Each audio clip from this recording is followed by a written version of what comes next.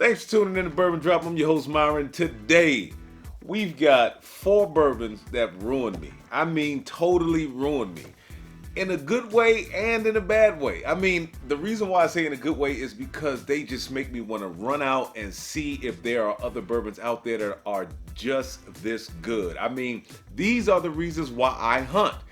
In a bad way, because I can't get my hands on them all the time. If these were on the bottom shelf, we would be spoiled. So I'm going to bring them on one by one, but I do have something special for you. I've got some alternatives. That way, if you can't find these unicorns, because yes, they are unicorns, then you can get the alternative. But before we do that, remember, like, comment, subscribe. I really appreciate it.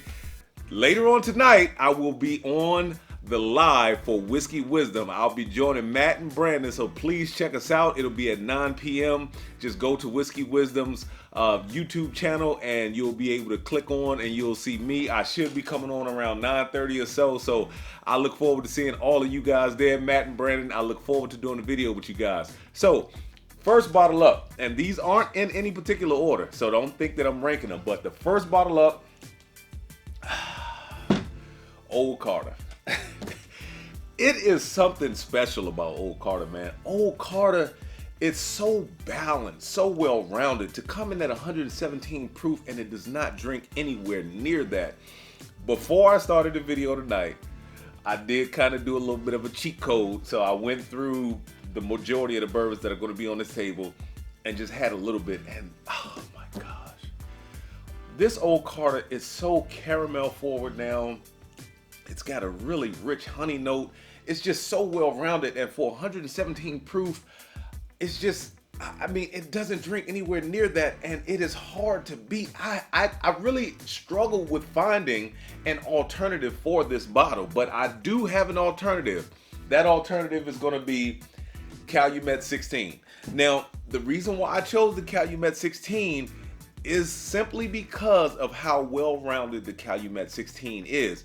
This is more sweet with like cherry notes and brown sugar notes. This is more caramel and honey, but they are so well balanced that it is just ridiculous. I'm going to get these two aside, but the Old Carter is a bit of a unicorn, and it comes in at $199 retail.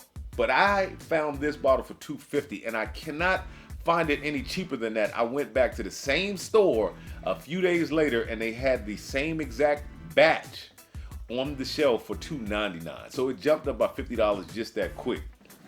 The Calumet 16, pretty much $140 everywhere you go. Now, depending on where you are, they may have them just a little higher. I'm not sure, but in my market, they're pretty much $140 everywhere you go. Next up on the list, this was my number 3 of my 2022 best bourbons of 2022. This Parker's Heritage Double Char is just ridiculous. I mean, it retails, I think, for $190. I paid $220. No, I think it was $210. I think I paid $20 over retail for it. But it is just those nice brown. Look, you guys know me. I am a big fan of brown sugar. That is my flavor profile. The bold brown sugar notes, but that char in the end, is what grabs you. Now, I love bourbons with a great finish. I do love what happens on the mid with all of the sweetness. This is butterscotch all day long. This is caramel all day long. This is brown sugar all day long. But that char on the end, I do really like that. The only thing that I could think of to be an alternative for this bottle is in this glass. Can you hear the jingle? Can you hear the jingle? The Gold Jack, man. And the reason why I chose this is because, yes, they are all single barrels, but I've had just really, really good ones, and I've had great ones. I have not had a mediocre one or a bad one. I still get the brown sugar notes. I still get the butterscotch notes. I still get those heavy caramel notes in this Jack. I still get that banana that I love in a bourbon. But what made this an alternative for the Parker's Heritage was the char on the end. Now, I told you already, $190 retail, and I paid $210 for it. You're gonna get this for 70 bucks all day long. On the shelf, there'll be 6 or 7 deep. They probably have way more cases than that. So that is an excellent alternative in my opinion. All right, let's get to the third one. So I do not have a bottle. Shout out to my man Kenny for giving me a sample. This is the junior version. Now, the 2020 George T. Stagg was probably the most delicious bourbon I have ever had in my life until I got my hands on the old Carter. So I wish that I had another sample just to compare the two, because this thing was something special. I mean, the funk, that oak funk that came out of the glass, man. Those burnt brown sugar and caramel notes. I told you, I'm a huge fan of butterscotch, brown sugar, and caramel.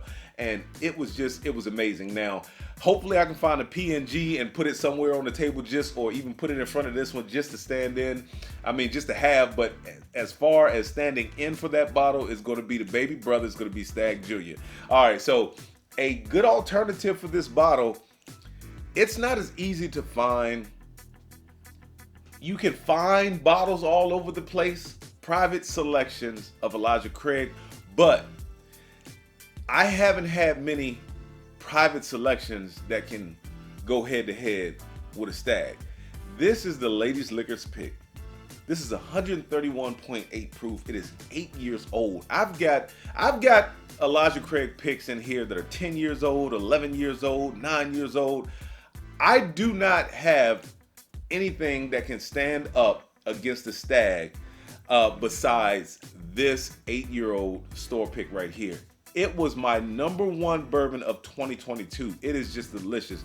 Once again, heavy butterscotch, heavy brown sugar. It's got some oakiness to it. I mean, the thing is it's ridiculous. Now, Stagg, of course, if you stand in line like my man Kenny did, you'll pay retail $99.99, okay? $89.99. Now, what you have to realize is you're going to get that thing released once a year, and you'd be lucky if you got it. And if you did get it, and let's say you even won it in a raffle, sometimes you're going to pay a little more than retail. But if you buy it on the secondary, you're looking at $1,500, maybe even $2,000. So I don't think that Stagg, going back to it, is $1,900 better than this 8-year pick. I don't think that is $1,400 better than this pick. I think it might be $10 better than this pick as what it is retailed for. So let me get to the fourth and final one. And you may have seen this already. I just did a pairing review with it. This is the Russell's 13 from 2022. This is an excellent bourbon. That heavy grape note, the brown sugar note, vanilla notes. I chose something that may be a little harder to find. These are private picks of Four Roses. Some of you guys will probably never see a Four Roses pick. I got lucky. I got a Virginia ABC Four Roses store pick, and then I got a Maryland Four Roses store pick. The reason why I chose these is because this Four Roses is 10 years old, 10 years and 8 months, almost 11. The Russell's 13 comes in at 13 years of age, or well, the youngest bourbon in the batch being 13 years of age. This is very good, very sweet, but it's heavy on the cherry. This is very good, very sweet, but it's heavy on the grape. So I thought that was an equal comparison, because there are not a lot of things out there besides Sazerac products that you get grape in.